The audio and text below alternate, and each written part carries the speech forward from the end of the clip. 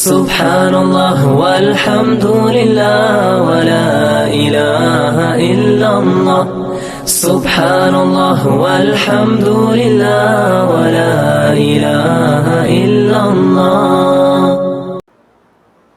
اس آیت میں اللہ تعالیٰ نے بتایا جب قدرت مطلقہ کا مالک اور تمام احسانات و انعامات کا کرنے والا صرف اللہ رب العالمین ہے تو مصیبت اور حاجت کے وقت میں اسی کو پکارو اور اس کو چھوڑ کر کسی دوسری طرف متوجہ ہونا یہ تمہاری جہالت ہے، ان کے پاس پاور ہی نہیں ہے۔ پھر دعا کس کو کہتے ہیں؟ دعا حاجت روائی کے لیے پکارنے کے معنی میں آتا ہے، حاجت پوری کرنے میں کسی کو پکارنا کہ میری حاجت میری ضرورت پوری کرو، اور دعا کا مطلب یاد کرنا بھی ہے۔ دونوں معنی اس کے ہو سکتے ہیں کہ اللہ کو یاد بھی کرو، اللہ کو اپنی حاجت روائی میں پکارو، اور عبادت کرو اپنے رب کی، یہ مطلب ہے اس کا۔ اپنی حاجات صرف اللہ تعالیٰ سے مانگو، یہ مطلب ہے، اور عبادت صرف اسی کی کرو۔ تضرعا و خفیہ کیسے پکارو؟ تو بتایا کہ گڑ گڑا کر اللہ کو پکارو اور ڈر کر اللہ کو پکارو، عاجزی کے ساتھ، انکساری کے ساتھ، ذلیل ہو کر، اپنے آپ کو ذلیل بنا کے، جیسے بھکاری لوگ مانگتے ہیں۔ خفیہ پوشیدہ طور پر، چھپے ہوئے طور پر اس سے مانگو، اس کو پکارو۔ دو ادب بتائے ہیں مانگنے کے اس آیت میں۔ قبولیت دعا کے لیے یہ ضروری ہے کہ انسان اللہ کے سامنے اپنے کو عاجز بنا کر اور منکسر ٹوٹا ہوا بنا کر اور ذلتوں کے ساتھ اپنے آپ کو ذلیل کر کے پکارے، یعنی پھر اللہ سے دعا مانگے۔ آج کل عوام جس انداز سے دعا مانگتے، بہت غور کرنے کی بات ہے، آج کل عوام جس انداز سے دعا مانگتے ہیں، اول تو اس کو دعا مانگنا ہی نہیں کہہ سکتے، یہ دعا مانگنا نہیں ہے بلکہ پڑھنا ہے۔ دیکھو، ایک ہے دعا مانگنا اور ایک ہے دعا پڑھنا، کیونکہ اکثر یہ بھی معلوم نہیں ہوتا کہ ہم جو کلمات زبان سے بول رہے ہیں ان کا مطلب کیا ہے۔ جیسا کہ آج کل عام مساجد میں اماموں کا معمول ہو گیا ہے کہ کچھ عربی زبان کے کلمات دعا میں انہیں یاد رہتے ہیں، وہ نماز کے ختم پر وہ پڑھ دیتے ہیں۔ سمجھ میں آیا؟ اللہم انت السلام ومنک السلام تبارک یا ذی الجلال والاکرام اللہم اعنی علی ذکرک و شکرک و حسن، ان کو کچھ یاد ہے، وہ پڑھ رہے ہیں مساجد کے امام۔ اکثر تو خود ان اماموں کو بھی یہ کلمات کا ترجمہ نہیں معلوم کہ کیا ہے، اکثر ہاں بعض لوگوں کو معلوم۔ اگر ان کو معلوم بھی ہو جائے تو کم از کم ان پڑھ نہ جاننے والے مقتدی تو اس سے بالکل بے خبر ہوتے ہیں کہ اس کے کیا معنی ہے، مولانا صاحب کیا مانگ رہے، خالی آمین آمین۔ وہ بے سمجھے بوجھے امام کے پڑھے ہوئے کلمات کے پیچھے آمین آمین کہتے ہیں۔ اس سارے تماشے کا حاصل چند کلمات کا پڑھنا ہوتا ہے۔ دعا مانگنا الگ چیز ہے، جو حقیقت ہے دعا مانگنے کی وہ یہاں نہیں پائی جاتی۔ دوسری بات ہے کہ اللہ قبول کر لے گا، وہ بات الگ ہے اپنی جگہ، لیکن اپنی طرف سے یہ سمجھ لینا ضروری ہے کہ دعا پڑھی نہیں جاتی بلکہ مانگی جاتی ہے۔ دعا پڑھنا الگ چیز ہے، مانگنا الگ چیز ہے، اس کے لیے ضروری ہے کہ مانگنے کے ڈھنگ سے مانگا جائے۔ اگر سمجھ کے نہیں مانگیں گے، معلوم نہیں ہے، تو پھر مانگنا کچھ چاہیں گے اور نکلے گا زبان سے کچھ اور۔ دوسری بات یہ، کسی شخص کو اپنے کلمات کے معنی بھی معلوم ہو جائے، چلو ٹھیک، اور سمجھ کر ہی کہہ رہا، اس کے ساتھ عنوان، لب و لہجہ، ہیئت، ظاہری تواضع اور انکسار کی نہ ہو، بھکاریوں کی طرح اگر اللہ سے نہ مانگے تو یہ دعا صرف ایک مطالبہ رہ جائے، اے اللہ ایسا کر، ایسا کر، اے اللہ ایسا کر، جس کا کسی بندے کو کوئی حق نہیں۔ ہم چھوٹے تھے، مدرسے میں پڑھتے تھے، ہمارے استاد کا ایک بچہ تھا چھوٹا سا،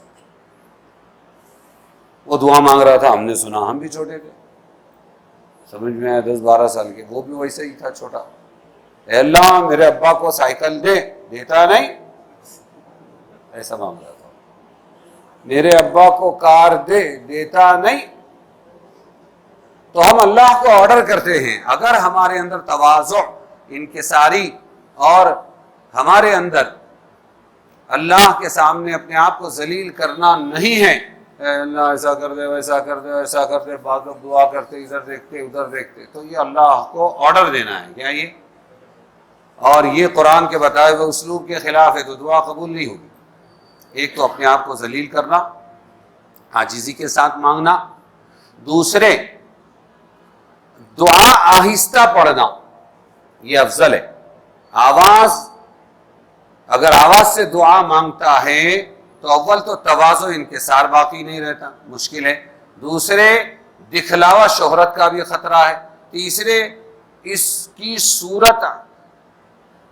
صورت عمل ایسی ہے کہ گویا یہ شخص نہیں جانتا کہ اللہ تعالیٰ سننے والا اور جاننے والا ہے، ہمارے ظاہر و باطن کو ایک جیسا دیکھتا ہے، ہر چھپی ہوئی بات یا زور والی بات کو، آواز والی بات کو سنتا ہے۔ اسی لیے غزوہ خیبر تھا، اس غزوے میں حضور صحابہ کے ساتھ تھے، صحابہ کرام کی دعا میں بلند بلند آواز حضور نے سن لی تو فرمایا تم کسی بہرے یا غائب کو نہیں پکار رہے ہو، اللہ کو پکار رہے ہو، تم کسی بہرے یا غائب کو نہیں پکار رہے ہو جو اتنی بلند آواز سے کہتے ہو، بلکہ ایک سننے والے اور قریب کو پکار رہے ہو، یعنی اللہ تعالیٰ کو پکارو، اس لیے بلند آواز کرنا فضول ہے۔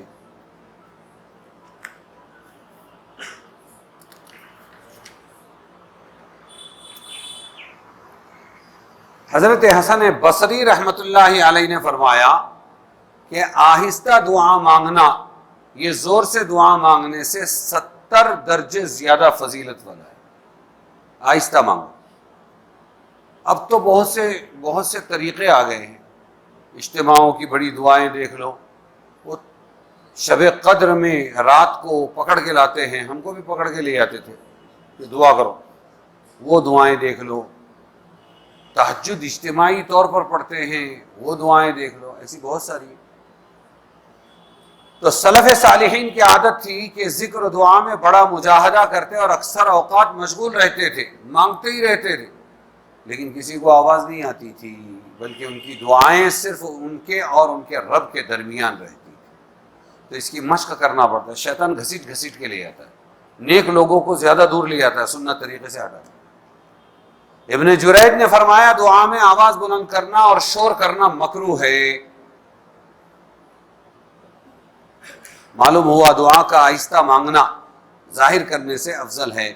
ہمارے زمانے کے ائمہ مساجد کو اللہ تعالی ہدایت فرماوے کہ قرآن و سنت کی اس تلقین اور بزرگان سلف کی ہدایات کو یکسر چھوڑ بیٹھے، ہر نماز کے بعد دعا کی ایک مصنوعی سی کارروائی ہوتی ہے، وہ رٹے رٹائے جملے، وہ کارروائی ہوتی ہے، اور کمال یہ ہے کہ مقتدی بولتے ہو عربی مانگ رہے ہیں ورنہ تم ہم کو کیا معلوم کیا مانگ رہے، ذرا اردو، تو اردو کا اضافہ بھی ہو جاتا، لیکن مقتدی صاحب خود سیکھنے سمجھنے کی کوشش نہیں کرتے،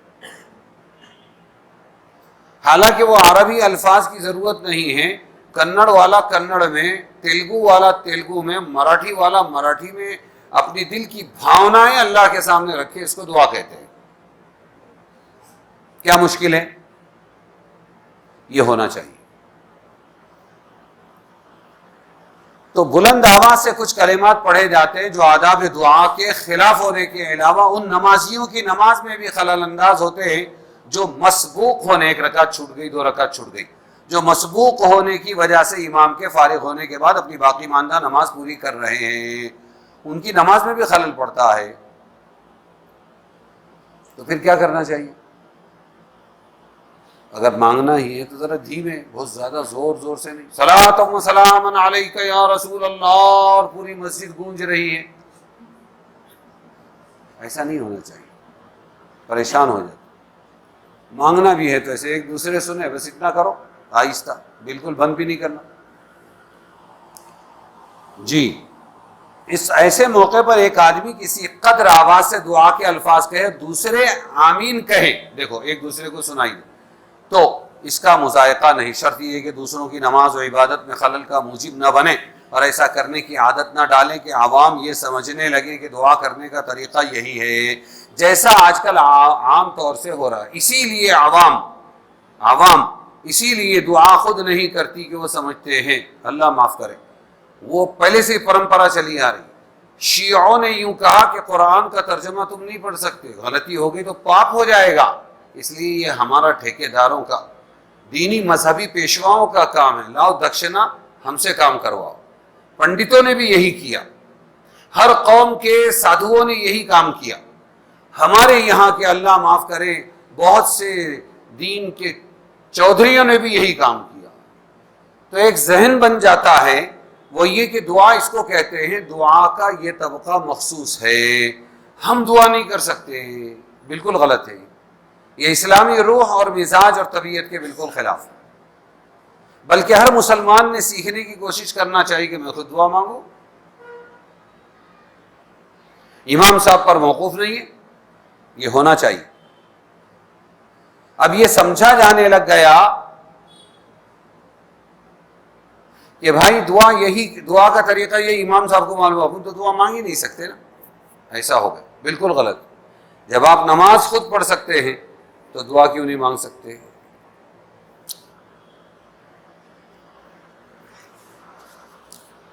آگے امام احمد بن حنبل نے روایت کی ہے حضور صلی اللہ علیہ وسلم کی حدیث، خیر الذکر الخفی و خیر الرزق ما یکفی، یعنی بہترین ذکر چھپا ہوا ذکر ہے، آہستہ آہستہ، اور بہترین رزق وہ ہے جو انسان کے لیے کافی ہو جائے۔ بہترین ذکر چھپا ہوا، دل لگا ہوا ہے، سبحان اللہ، الحمدللہ، لا الہ الا اللہ، ہر وقت اللہ کا شکر دل ادا کر رہا ہے، زبان بھی آہستہ آہستہ۔ اور بہترین رزق وہ ہے جو بہت بیلنس رہے نہیں، جو کافی ہو جائے، جو انسان کے لیے بہترین رزق وہ ہے جو انسان کے لیے کافی ہو جائے، بھیک بھی مانگنا نہ پڑے اور بہت بیلنس بھی نہ ہو۔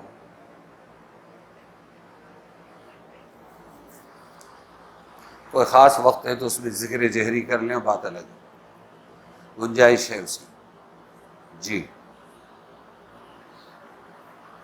دعا میں حد سے تجاوز کرنے کی کئی صورتیں ہیں۔